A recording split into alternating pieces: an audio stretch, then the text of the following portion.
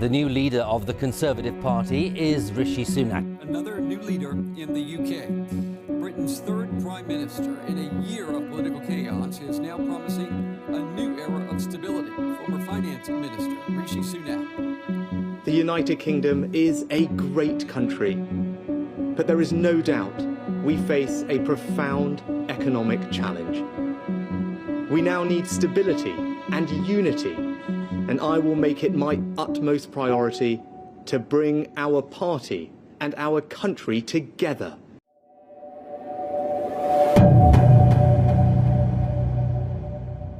On 24th October 2022, Conservative Party's Rishi Sunak was declared the new Prime Minister of the UK. And the most surprising part is that he didn't win any elections. Instead, he was chosen by his party as the new Prime Minister. The previous Prime Minister of the UK was Liz Truss. She resigned after 44 days. Before her, the Prime Minister was Boris Johnson, who was in charge for 3 years.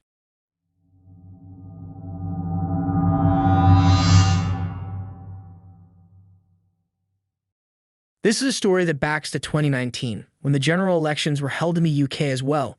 This election was held between two main political parties. The Conservative Party, which was at that time led by Boris Johnson, and second one was Labour Party, led by Jeremy Corbyn.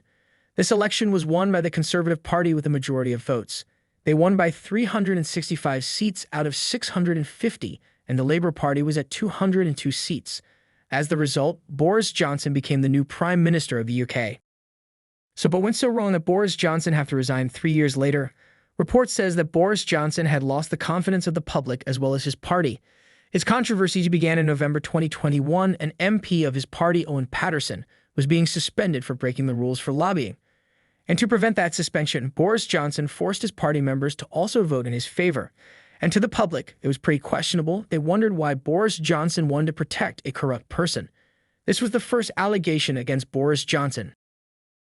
The second allegation was on 30th November 2021 when a report was published on internet and went viral overnight that was showing the people who was working at the Prime Minister's office was partying, holding gatherings while the rest of London was in lockdown. While people weren't allowed to leave their homes, people were asked to remain at their homes, not meet people, and the people working at the Prime Minister's office were partying. This scandal was named as the Partygate. On 7th December 2021, there was a new update in the Partygate scandal. A video clip went viral in the social media in which the press secretary of the Prime Minister's office, Allegra Stratton, was mocking these parties in the videos. This leaked video pressured her to resign from her position. And the third disaster Boris Johnson faced was in the Wallpapergate controversy. The Election Commission of the UK fined the Conservative Party £18,000 because when Prime Minister Boris Johnson renovated the residence of the Prime Minister, he did not declare about from where did he got so much donations. On 10 January 2022, a new update came in the Partygate scandal, in which Boris Johnson's private secretary, Martin Reynolds' email was leaked. This email showed that Downing Street staff held a party at the height of the lockdown.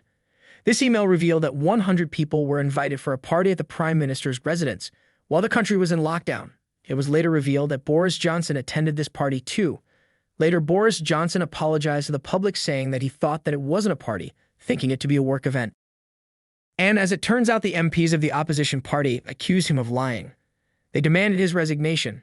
Interestingly, some of the politicians of the Conservative Party did not believe Boris Johnson, and more series of troubles took place in Boris Johnson's life. And by June, Boris Johnson's reputation among the people started to degrade. The leaders of his party were taking back their support as well.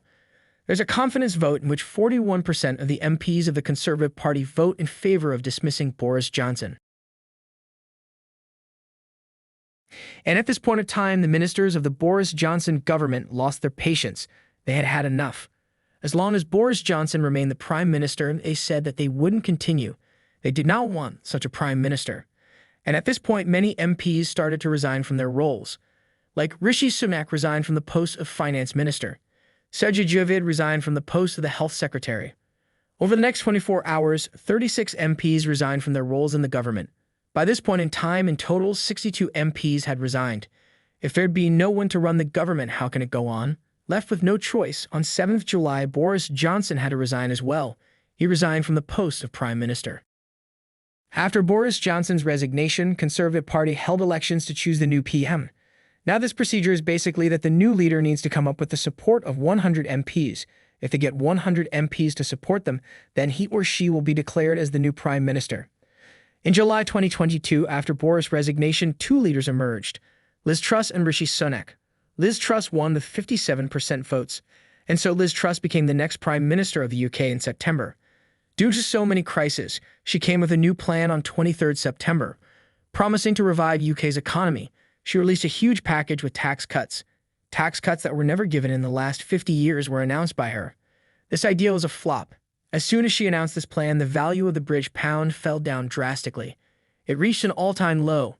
The interest rates skyrocketed. The IMF told the UK's government to reevaluate their plan, but it was too late. And the promises that were made by Liz Truss remained in dark.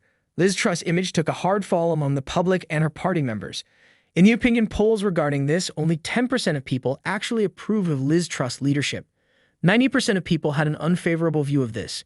In fact, 55% of the members of her party demanded that Liz Truss should be removed from the position. On 19th October, there was a loud and aggressive session in Parliament. After this, the next day on 20th October, Liz Truss was forced to resign. And Liz Truss had no other choice than to resign. And after Liz Truss' resignation, it was time to choose the next prime minister. The leaders had to collect the approval of at least 100 MPs. Rishi Sunak was the first to cross the mark of 100 MPs, and immediately he was declared as the next prime minister. That's all for my side, guys. If you learned something valuable, then please don't forget to hit the subscriber button.